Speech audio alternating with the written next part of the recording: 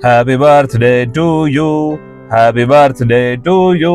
Happy birthday to dear Jamnagar. Happy birthday to you. હા મિત્રો, આજે જામનગર 486ના વર્ષમાં પ્રવેશ કરવા જઈ રહ્યું છે. તો જામનગરનો વિકાસ, જામનગરની વાતો હું તમને એક વિડીયોના માધ્યમથી શેર કરવા માંગુ છું. તો જામનગર સિટી ટોકના પેજને તમે લાઈક કરો, જામનગરની સાથેની તમારા મિત્રની યાદી એમને કોમેન્ટમાં જણાવો અને આ વિડીયો તમારા જામનગરી મિત્રો સાથે શેર કરો. હું વિવેક ચાવડા જામનગર સિટી ટોકમાંથી તમારી સામે આ વિડીયો પ્રસ્તુત કરું છું. જામનગરના એરિયલ વ્યૂ પ્રમાણે આપણે જામનગરનો તફાવત જોઈ શકીએ છીએ. 100 વર્ષના ગાળામાં જામનગરનો વિકાસ આપણે આપણી આંખે જોઈ શકીએ છીએ. ખંભાળિયા ગેટ, તળાવની પાળ અને દરબારગઢના તફાવત આપણે જાણી શકીએ છીએ.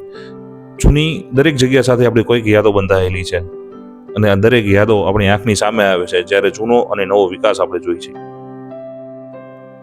આપણો ક્રિકેટ બંગલો, જેને જાણીતા ઇન્ટરનેશનલ ક્રિકેટો આપણે આપેલા છે, રણજીતસિંહજી, દિલીપસિંહજી, જેના નામે ટ્રોફી રમાય છે, અને અજય જાડેજા અને રવિન્દ્ર જાડેજાને તો ભૂલી જ ના શકાય.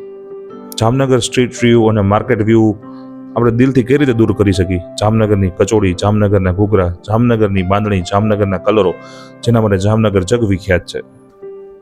લાલ બંગલાના તફાવત, જામ પ્રતાપ વિલાસ પેલેસ નો તફાવત. જૂનો પ્રતાપ વિલાસ પેલેસ એ જ હાલતમાં આપણે જોઈ છીએ. જામનગરની પ્રગતિ, જામનગરના સપના, જામનગરને પેલેસ કહેવાતું, જામનગરને પેરિસ કહેવાતું, જામનગરને જ્વેલ ઓફ ગુજરાત કહેવાય છે.